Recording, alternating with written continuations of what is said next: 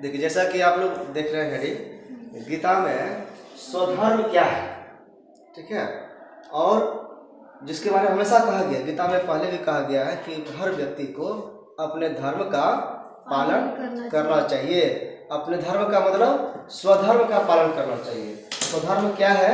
इसको स्व का मतलब अपना, और धर्म अपना जो धर्म है उसका पालन करना चाहिए। तो ये कैसे पता चलेगा कि मेरा अपना धर्म क्या है? एक चाहिए, और जो अपना धर्म है तो उसके हिसाब से वर्ण व्यवस्था बनाई गई है, और इस तरह से अपना धर्म जो है, अपना जो गुण है, जो अपना कार्य है, उसके हिसाब से जब वर्ण व्यवस्था बने तो वर्ण का क्या कार्य है वो समझना पड़ता है। और जब वर्ण व्यवस्था समझ जाएंगे तो हम इसको भी समझ पाएंगे, वर्ण व्यवस्था समझ पाएंगे, दोनों एक दूसरे से जुड़ा हुआ है ये जान पाएंगे, और फिर तब जानेंगे कि हमारा कर्तव्य क्या है, हमारा कर्म क्या है, कौन सा कर्म करना चाहिए और क्या करने से हमारे को मोक्ष मिलेगा। ये गीता में कहा गया है। गीता का ये उद्देश्य है कि हमको कर्तव्य से मुक्ति नहीं चाहिए, हमको कर्तव्य परायणता या पलायनता नहीं होनी चाहिए, कर्तव्य परायणता होनी चाहिए। कर्तव्य परायण होकर के यानी काम के प्रति आपका समर्पण होना चाहिए, आपका जो कर्तव्य है, कर्म है, उसको पूरा करना चाहिए। और ये नहीं कि हमारा ये काम है हम नहीं करेंगे, नहीं करने के लिए कभी नहीं कहा गया है। कृष्ण यहाँ तक कहते हैं कि मैं भी आया हूँ तो मैं भी कर्म करने के लिए आया। भगवान कृष्ण उत्पन्न हुए या अवतरित हुए, उन्होंने कोई काम करना छोड़ा नहीं, वो चाहते तो इशारे से हर काम कर सकते थे, लेकिन उन्होंने व्यक्ति की तरह सभी कार्य को करना शुरू किया। इसको भी हम लोग देखेंगे, वो कहते हैं कि ये काम जब हमको करना पड़ रहा है तो व्यक्ति को क्यों नहीं करना चाहिए, व्यक्ति को भी करना चाहिए। अब हम देखेंगे कि स्वधर्म हमारा निर्धारित कैसे होता है। स्वधर्म जो होता है वही नियत धर्म होता है, हमारे लिए निश्चित या हमारे लिए निर्धारित धर्म क्या है वो होता है। व्यवहारिक दृष्टि से भी आप देखेंगे कि हर व्यक्ति का अपना अलग धर्म होता है, उसका अपना अलग इंटरेस्ट होता है, उसका अपना अलग पसंद होता है, और हर व्यक्ति इसी कारण से अलग अलग तरह के कार्य करते हैं। सब काम हर व्यक्ति नहीं कर सकता है, या हर व्यक्ति एक जैसा ही काम नहीं कर सकता है। कारण क्या है? उसके अंदर ही भिन्नता होती है, वो ईश्वरीय भिन्नता नहीं है, वो प्रकृतिगत भिन्नता है। तो यहाँ पर आप देखेंगे ये वर्ण का क्या मतलब है। पहले वर्ण को भी देख लेते हैं। वर्ण का मतलब क्या होता है? इसका अर्थ ये बना है व्री धातु से। व्री का मतलब होता है वर्ण करना। क्या होता है? वर्ण करना, जिसको हम लोग कहते हैं चुनना। मतलब कि जिसको हमने वर्ण किया, स्वीकार किया, अंगीकार किया, या हमने चुना, ये हमारे लायक है काम। आप जाते हैं बाजार में तो बहुत सारी चीज़ें रहती हैं, सब आपको पसंद नहीं आता है, उसमें से आप अपने रुचि के साथ ये हमको चाहिए, ये अच्छा चीज़ है कहते हैं ना। चाहे वो कपड़े की दुकान में चल जाए, मोबाइल की दुकान में चल जाए, या सब्जी मार्केट में चल जाए, सब्जी खरीदने के लिए आपको हर चीज़ पसंद नहीं आएगा, उसमें से कुछ चीज़ आपको पसंद आएगा। तो आपने क्या किया? बहुत सारे ऑप्शन में से कुछ को वर्ण किया, आपने चुना। इसी को वर्ण को कहते थे। स्वयंवर में होता था कि महिलाएं, लड़की जो है अपने लिए पति वर्ण करती थी, चुनती थी, उसकी अपनी इच्छा। पहले राजा महाराजा के लिए जो था, मतलब कि बड़े लोगों में दिखा रहे थे, बड़े लोग जो करते थे छोटे लोग भी करते होंगे ना। तो राजा क्या करते थे? स्वयंवर। स्वयं मतलब अपने आप, अपनी मर्जी से वर का चुनाव करती थी महिलाएं, लड़की। मतलब वो इंडिपेंडेंट होती थी, जबरदस्ती थोपा नहीं जाता था पिताजी की तरह कि मैं किसी के साथ तुम ऑप्शन मिलता था। इतने सारे लड़के हैं, स्वीकार करो, किस जो इच्छा उसके गले में माला डाल दो। और ये जिस तरह से आज नौकरी के लिए आवेदन मांगा जाता है, वैसे ही आवेदन जाता था। वैकेंसी निकली है, फला राजकुमार, फला राजा की लड़की राजकुमारी शादी के योग्य है, शादी करना चाहती है। जिसको भी जिसको भी ये लगता है कि हम उनके पति बनने योग्य हैं, आप लोग आइए, इनवाइट है आपका एप्लीकेशन। सारे लोग अपना एप्लीकेशन लेकर के खड़े हैं दरबार में। हम भी हमारे में ये योग्यता है, देखो हम इतना सुंदर है, हम ये कर सकते हैं। सब लोग दिखा रहे हैं एक तरह से। अब वो मैनेजर बन करके आई, सबका हाँ इंटरव्यू लिया, क्या है तुम्हारा, हाँ ये है, ठीक, तुम्हारा क्या है, ये है, सबका इंटरव्यू ले लिया, जो पसंद आया चलो हाँ ये सेलेक्ट हुआ, उसके गले में माला डाला तो उसको नौकरी पर रख लेना, उसका सिलेक्शन हो गया और शादी उससे होती थी। तो ये स्वयंवर होता था। तो ऐसे ही हम लोग भी स्वयं ही वर्ण करते हैं अपने वर्ण व्यवस्था को। हम कब ब्राह्मण वर्ण व्यवस्था में ब्राह्मण क्षत्रिय वैश्य शूद्र है, तो हम कब ब्राह्मण बनना है उनको, कब हम क्षत्रिय बन जाते हैं, कब वैश्य बनते हैं, कब शूद्र बनते हैं, ये वर्ण करते हैं। और हम क्या मतलब मेरी वो प्रकृति करती है। इसके लिए हमने पहले भी बताया है कि कैसे ये होता है। आप ये देखेंगे वर्ण व्यवस्था जो 4 है, ब्राह्मण क्षत्रिय वैश्य शूद्र, ये किस तरह से है, हमारे प्रकृति के कारण हमने इसको वर्ण किया है। ये प्रकृति ईश्वर द्वारा बनाई गई है, ईश्वर के द्वारा सृष्टि किया गया है, लेकिन ईश्वर ने भेदभाव करने के लिए नहीं किया है। उसमें अब उतार चढ़ाव होता है। वो कैसे होता है, तो वो होता है 3 गुण के कारण। कौन कौन सा गुण, सत रज तम। इस तीनों के जो बैलेंस है, आप समझिए कि आप एक ये समझ लीजिए, क्या एक कटोरा है, ठीक है, और इसमें 3 खाना बना हुआ है, और इसमें एक में ये तीनों में मतलब लेवल बराबर बराबर है, समझ लीजिए क्या लेवल बराबर है। तो किसी में रज भरा हुआ है, इस डब्बे में रज भरा हुआ है, इसमें तम भरा हुआ है, ठीक है, और इसमें सत रज, इसमें तम भरा हुआ है।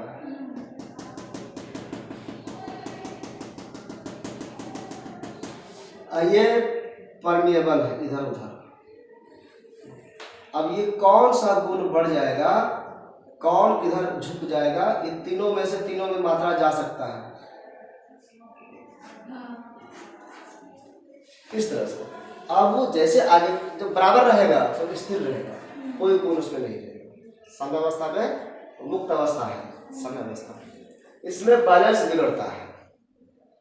इस कारण से कभी ये बढ़ गया, कभी ये बढ़ गया, कभी ये बढ़ गया, जो बढ़ेगा उसका गुण प्रमुख हो जाता है। तो कभी सतोगुण प्रधान व्यक्ति हो जाता है, कभी रजोगुण प्रधान हो जाता है, कभी तमोगुणी हो जाता है। तो जिस व्यवस्था में वो रहता है उसके हिसाब से उसका ये स्वधर्म, उसका स्वभाव वो परिवर्तित होता है।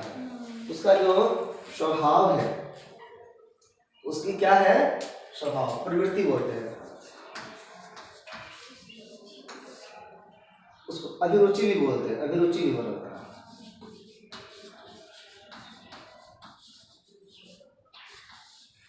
अभिरुचि यानी पसंद, व्यक्ति का पसंद बदलता है, तो कभी ये चाहते हैं कभी वो चाहते हैं। प्रवृत्ति हमारी जो इच्छा है कार्य करने की, वो तो हमारी इच्छा है, इसको मान लीजिए, तो ये चीज बदलता है। दोनों एक ही हैं, नहीं प्रवृत्ति और अभिरुचि नहीं, थोड़ा अलग है। इच्छा प्रवृत्त हो जाता है, ये इच्छा रखना एक तरह से, पसंद हमको ये अच्छा लगता है, और उसके लिए एक्शन करना, कार्य में चल जाना, प्रवृत्त हो जाना, प्रवृत्ति है। अब हमको ये चाहिए, हमको मन कर रहा है, यहाँ लड्डू रखा है, आपको खाना है, लेकिन खाने के लिए हाथ बढ़ा दी, ये प्रवृत्ति है। तो ये चीज बदलता है किसके कारण, सत रज तम 3 गुण के कारण बदलता है। और इसी कारण से व्यक्ति में अंतर हो जाता है और वो अलग अलग कार्य करता है। वो कार्य किस तरह का करता है, तो जो भी कार्य करता है वो उसका स्वधर्म बन जाता है, स्वधर्म बन जाता है। स्वधर्म में अब देखते हैं कि कौन कौन सा वर्ण में कौन कौन सा स्वधर्म, इसी में लिख देते हैं। तो वो ज़्यादा लिख रहा है, इसीलिए इसको डिलीट कर रहे थे।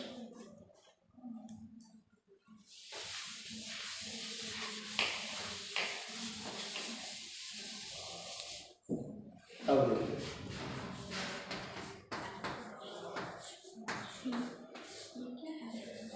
ब्राह्मण,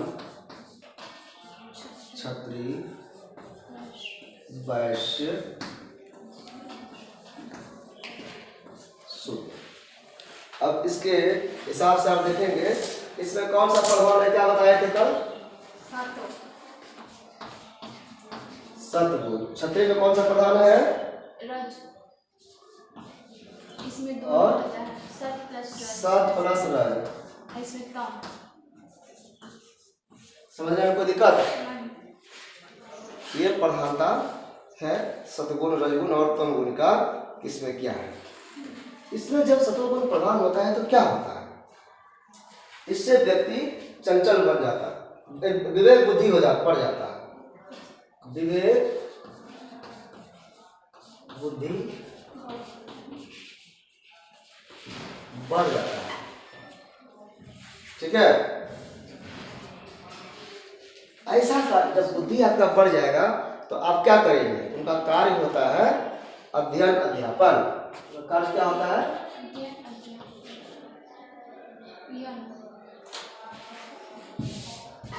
उसका कार्य हो जाता है अध्ययन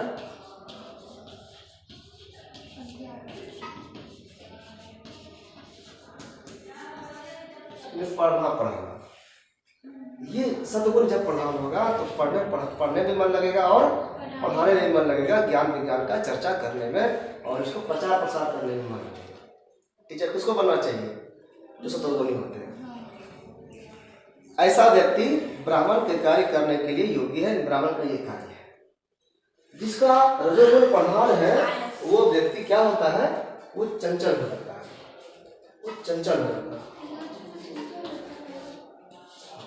वो चंचलता उसकी बढ़ जाती है और जब ये बढ़ जाता है तो वो क्या उसका चंचलता बढ़ेगा तो वो रक्षा करने के लायक हो जाता है। वो रक्षा अपना भी कर सकता है और दूसरे का भी कर सकता है। उसका ये गुण उसमें बढ़ जाता है। इस तरह से क्षत्रिय का कार्य करने लायक हो जाता है। वैश्य में जिसमें रजोगुण और सतोगुण, वैश्य में रजो और तमोगुण बढ़ रहा है। सॉरी,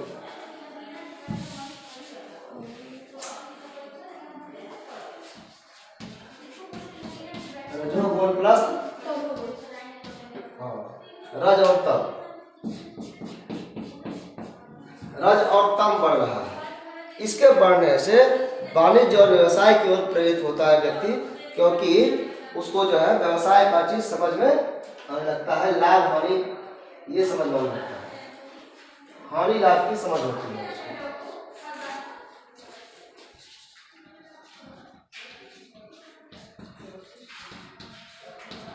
जब लाभ हानि है उसको किस में फायदा है किस में नुकसान है ये समझने लगता है।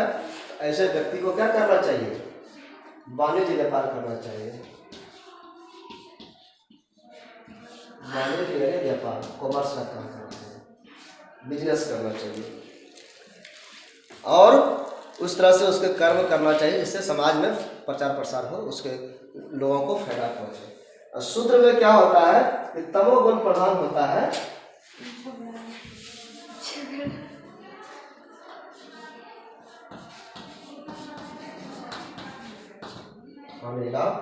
इसमें जो है अज्ञानता बढ़ती है,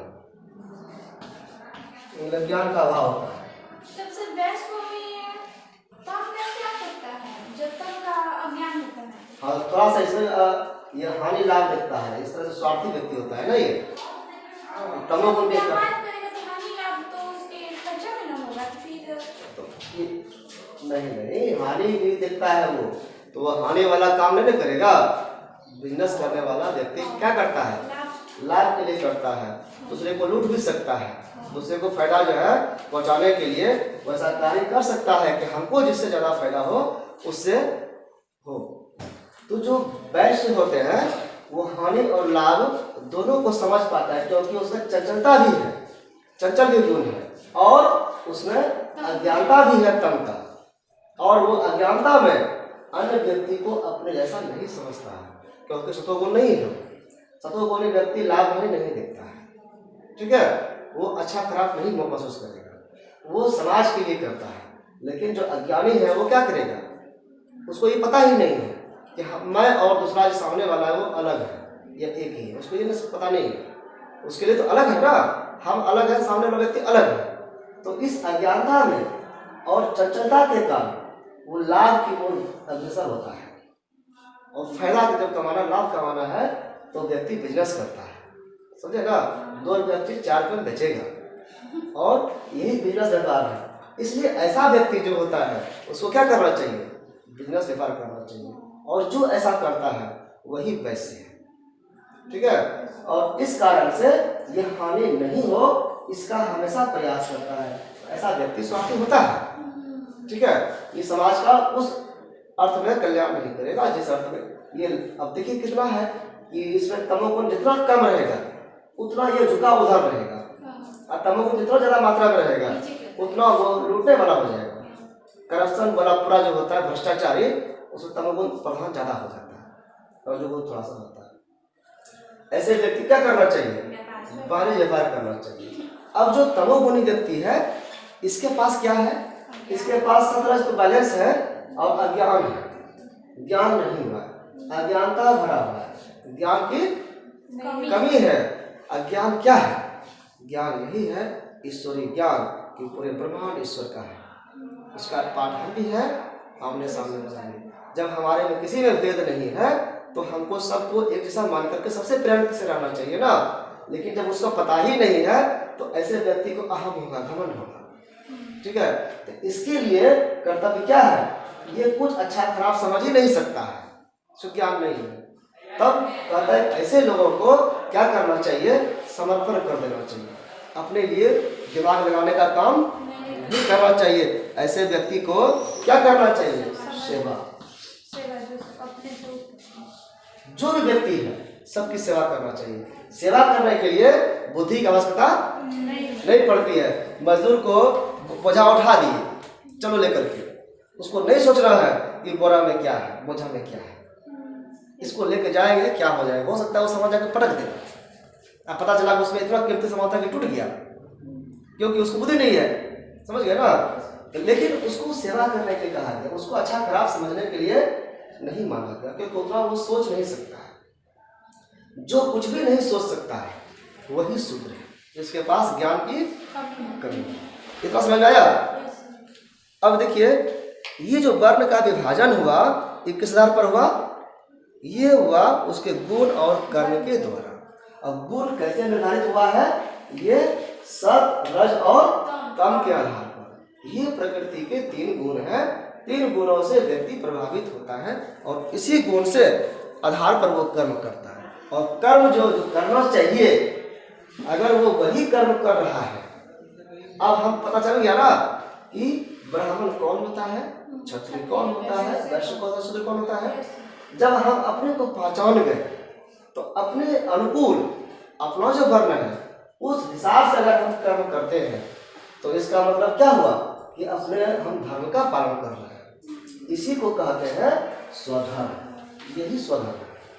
जब स्वधर्म का पालन करेंगे तो ये कैसा होगा, ये उस तरह से होगा क्योंकि हम जो काम कर सकते हैं और वही काम कर रहे हैं तो हम बढ़िया काम करेंगे, उसमें अच्छा ही होगा, खराब नहीं होगा, और अच्छा काम होगा, समाज का भला होगा, तो ये मुक्ति कारक होगा, मोक्षदायक होगा। ठीक है। गीता में क्या कहा गया है, स्वधर्म का पालन करने के लिए।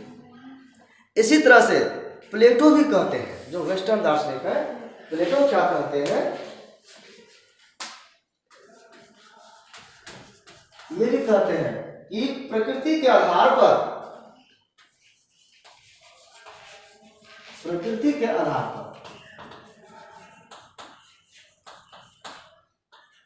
क्या करना चाहिए, कार्य सौंपना चाहिए।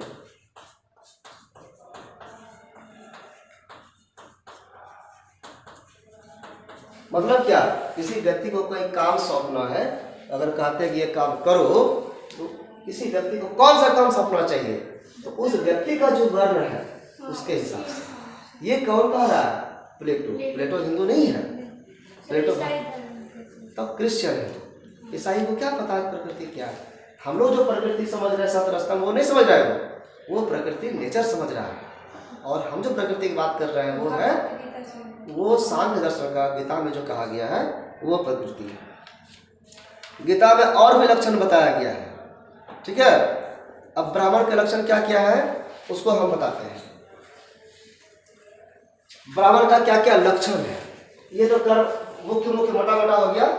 इसके बाद और भी लक्षण बता रहे हैं इसमें। मन का निग्रह इसमें है, मन का निग्रह, इंद्रियों का दमन, इंद्रियों का दमन, और ताप पवित्रता, क्षमा, लिख लेते हैं, ताप पवित्रता, क्षमा, और सरलता, श्रद्धा, सरलता,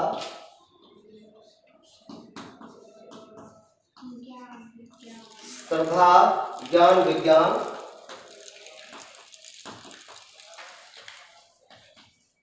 अब इसको विचार करिए कि कोई व्यक्ति जो है ब्राह्मण है, इसका मतलब क्या है, वो सतोगुणी है, उसकी बुद्धि तीव्र है और ज्ञान से पूरे ब्रह्मांड को समझ गया कि ईश्वर और यानी आत्मा परमात्मा में क्या फर्क है, कोई फर्क नहीं है। और जब ये समझ गया तो वो फिर कठिन तपस्या भी करेगा, या उसका जीवन भी तपस्या हो जाएगा, वो गलत नहीं करेगा, पवित्र रहेगा, वो किसी पर भी गुस्सा नहीं करेगा, क्योंकि वो उसको कम या ज़्यादा नहीं समझता है, अपने बराबर समझता है। तो क्षमा भी इसीलिए न किया जाता है, कोई गलती भी कर दे क्षमा मानेगा, वो चलो ईश्वर से हुआ है, उसको कुछ नहीं कहते हैं। राजा गलती करता है तो कोई सजा देता है, तो कुछ नहीं करता। मन का निग्रह, मन को अपने को कंट्रोल करता है, और उसको हमारे मन के ऊपर, मन जो भटकता है वो इंद्रियों के कारण भटकता है। इंद्रिय कितना है, 10 इंद्रिय बताए थे ना, 11 बताए थे, 11 बताए थे। तब 11 में मन आइए गया तो 10 में बचा, 5 होते हैं ना, 5 ज्ञानेंद्रिय होता है और 5 कर्मेंद्रिय होता है, तो 10 में हुआ, और एक मन जुड़ जाता है ना, उन सभी। हाँ, तो मन तो निग्रह हुई है, क्या देखना उसको, और इंद्रियों का दमन करने के लिए कह रहा है, संयम से रखना, उसको भागने नहीं देना, उसके पीछे नहीं जाना है।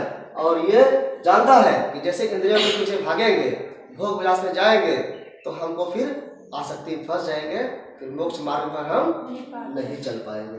इंद्रियों का दमन करने के लिए कहा गया है। और ऐसा व्यक्ति कैसा होता है, वो सरल होता है, उसमें कोई घमंड नाम का कोई चीज नहीं, दिखावा नहीं होता है। वो व्यक्ति सबके प्रति श्रद्धा रखता है, वो किसी का अनादर नहीं करता है, और वो ज्ञान विज्ञान को बढ़ाने में हमेशा लगा रहता है। ऐसा व्यक्ति ही जो इतने कार्य को कर रहा है, इतनी चीजों को देख के चल रहा है, वही ब्रह्म है। इसकी विशेष व्याख्या हो गई। और क्षत्रिय का क्या लक्षण है, क्षत्रिय जो होंगे उनमें शौर्य रहेगा, ठीक है, शौर्य, तेज, धैर्य,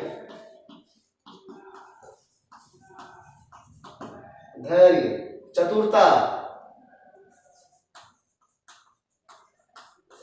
युद्ध से न भागना,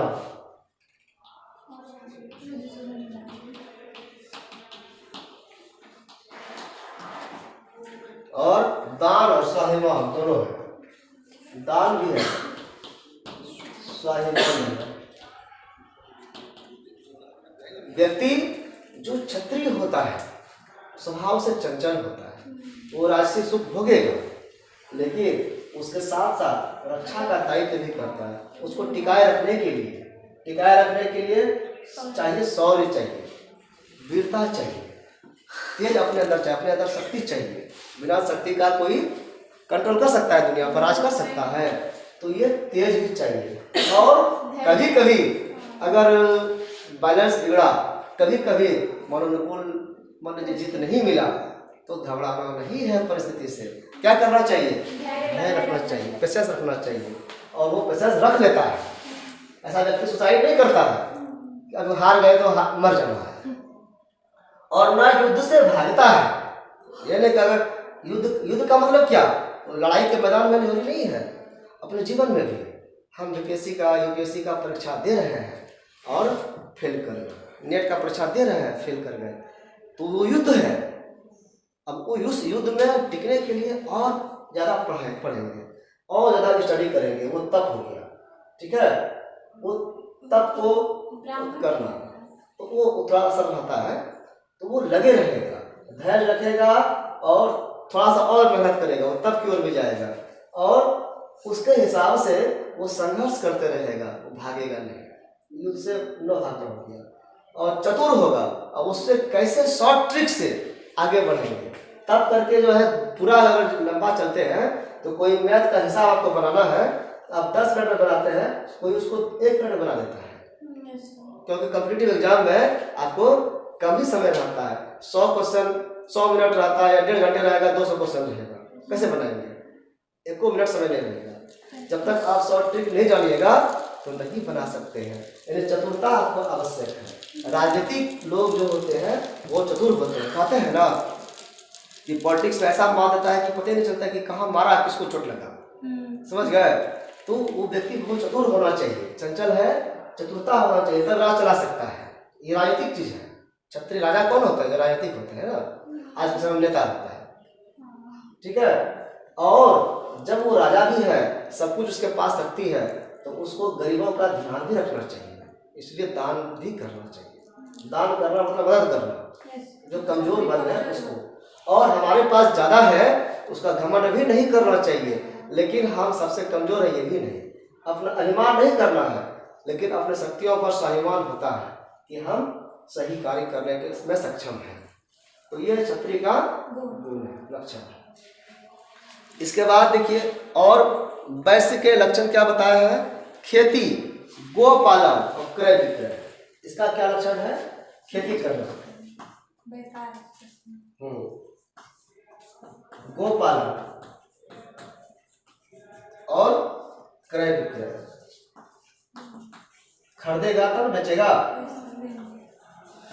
क्रय मतलब खरीदना, विक्रय मतलब बेचना। ये वैश्य का लक्षण है। अगर हम खेती नहीं करेंगे तो हम लोग खाते हैं तभी जिंदा रहते हैं, और खाते हैं अनाज। अनाज कहाँ से होता है?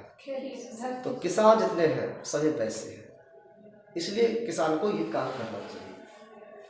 और जितने, अब वो किसान खेती किया, कहाँ किया पता नहीं, और हम खा रहे हैं यहाँ, खाने वाले यहाँ, उगाने वाले वहाँ, तो वहाँ से यहाँ कैसे आएगा? तो कोई वहाँ से खरीदेगा और यहाँ आके बेचेगा, तब हमारे पास पहुँचेगा। तो ये क्रय विक्रय आवश्यक है, ट्रांसपोर्ट की आवश्यकता है। ये सारे काम वैश्य वर्ग करते हैं, और शूद्र का काम है सेवा करना। अब ये चारों बातें जो है गीता में कहाँ कही गई है? गीता में कही गई है 18वां अध्याय में। कहाँ कहा गया है? 18वां अध्याय में। और अब बताते हैं 42वां श्लोक कहता है ब्राह्मण का लक्षण, ठीक है। ये क्या है श्लोक?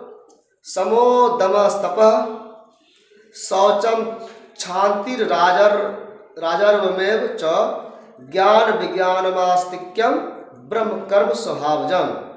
यानी अभी जो बताए ये सारा लक्षण, शौच, क्षमा, तप, ये सब चीज, ये ब्राह्मण का लक्षण है। इसी को बताया है इसमें 43वां श्लोक में 18वां अध्याय का ही बताया है क्षत्रिय के बारे में। शौर्यम तेजो धृतिर द्राक्षम युद्धे चाप्य पलायनम दानमेश्वर भावश्च क्षत्र कर्म स्वभावजम।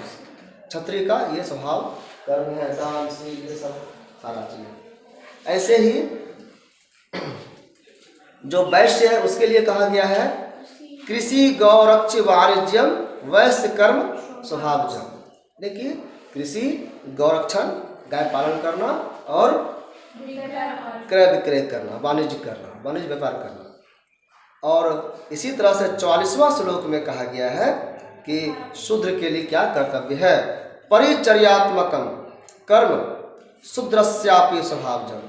परिचर्या करना, यानी कि सेवा भाव से सबकी सेवा करना, ये इसमें बताया गया है। अब एक शब्द आता है नियत कर्म। क्या आता है? नियत कर्म। ये स्वधर्म ही है। नियत कर्म स्वधर्म ही है। हम स्वधर्म के हिसाब से जब व्याख्या कर दिए कि ब्राह्मण का ये धर्म, इसका ये धर्म, इसका ये धर्म, तो ये जो कर्म है ये कर्म नियत कर्म है। व्यक्ति को यही नियत कर्म मतलब निश्चित कर्म क्या हुआ, तो वो कर्म करना। गीताकार क्या कहते हैं कि अपने अपने स्वाभाविक कर्मों में तत्परता से जो लगा हुआ मनुष्य है वस्तुतः वह ईश्वर की पूजा ही कर रहा है। कैसे? अपने कर्मों के द्वारा। अपने कर्म को करना मतलब ईश्वर की पूजा करना कहते हैं। जो बिजनेस व्यापारी होता है वो जाता है दुकान में तो वहाँ पूजा करता है। जो किसान होता है खेत में भी जाकर के पूजा किया जाता है, ठीक है। अनाज को ला करके घर में भी पूजा जाता है। जो ब्राह्मण होते हैं वो तो पूजा करते ही है, चाहे वो जिस रूप में करे। हम लोग किताब पढ़ाते हैं, किताब को भी कहते हैं ना सरस्वती माँ है, प्रणाम कर लेते हैं, करते हैं ना, तो ये पूजा ही हुआ। लेकिन ये पूजा करने से अब इस ज्ञान को पढ़ना और पढ़ाना ये मेन पूजा है। तो कर्म के द्वारा पूजा करना। अगर हम बढ़िया से पूजा कर रहे हैं, खेत में बढ़िया से हल चला रहे हैं, अच्छा अच्छा बीज डाल रहे हैं, अच्छे से सिंचाई कर रहे हैं, वो पूजा है। ये नहीं कि खेत में जाकर के अगरबत्ती डाल दिए तो पूजा हो गया, दीप दिखा दिए, वो पूजा नहीं है। उस कर्म को करना पूजा है, ठीक है। क्षत्रिय जो है वो भी हथियार की पूजा करता है, ठीक है। विश्वकर्मा में पूजा में हथियार की पूजा होती है, होता है ना। लेकिन वो हथियार का पूजा करना पूजा नहीं है, उस हथियार का सच्चा उपयोग करना पूजा है। जैसे कि हमारे पास मोबाइल है, मोबाइल क्या हुआ? एक तरह से अस्त्र है।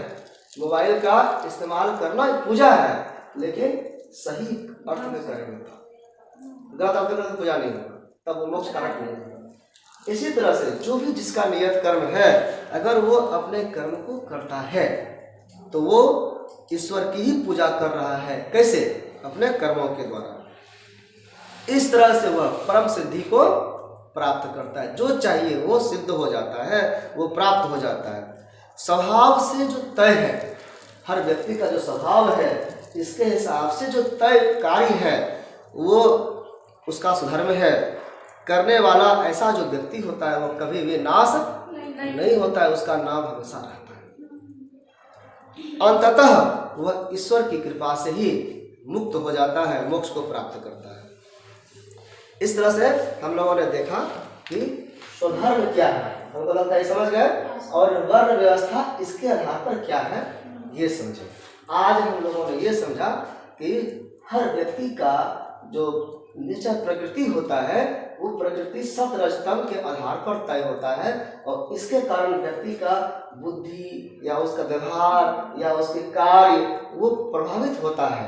और इसी के कारण स्वधर्म जो बनता है उसका, उस कार्य को करना चाहिए। और जो कार्य उसको करना चाहिए अगर वो करता है तो उसका नियत कर्म है। और ये जो कार्य है ये 4 प्रकार के हैं, इसलिए 4 वर्ण है। 4 वर्ण व्यवस्था जो बताई गई है वो प्रकृति के गुणों के कारण बताई गई है। स्वभावगत उसका गुण है वो बताया गया है, न कि जन्म के आधार पर। आज हम लोग इसको मानते हैं जन्म के आधार पर। ये पूरी तरह से विपरीत और विरोधी चीज है, और इसमें ये आडम्बर है, ये इसका दुर्गुण है। आज जो हम मानते हैं वो वास्तविक चीजों को नहीं समझ पाने के कारण होता है। गीता का पाठ सबको करना चाहिए, सब करता है, बहुत सारे घरों में होती है गीता का पाठ। लोग पढ़ देते हैं एक ओर से इस ओर से उस ओर। कहते रामायण का, रामचरितमानस का पाठ करना चाहिए, हनुमान जी खुश हो जाएंगे। क्यों? क्योंकि सुंदरकांड का पाठ करोगे सुंदर हो जाएगा।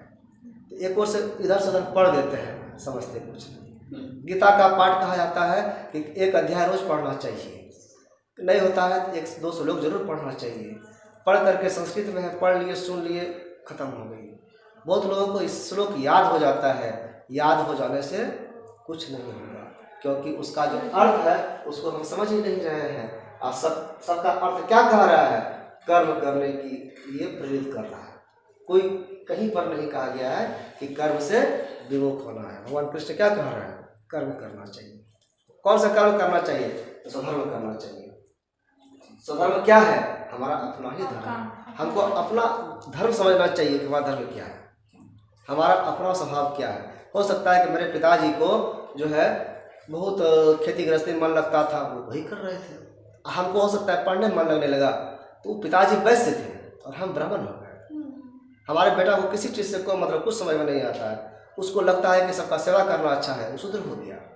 ठीक है, अब ये मतलब नहीं है कि शूद्र जो है वो छोटा है और ब्राह्मण जो है वो बड़ा है, ऐसा नहीं है। ये उसका कार्य है ना भाई, कोई कार्य तो करेगा ना।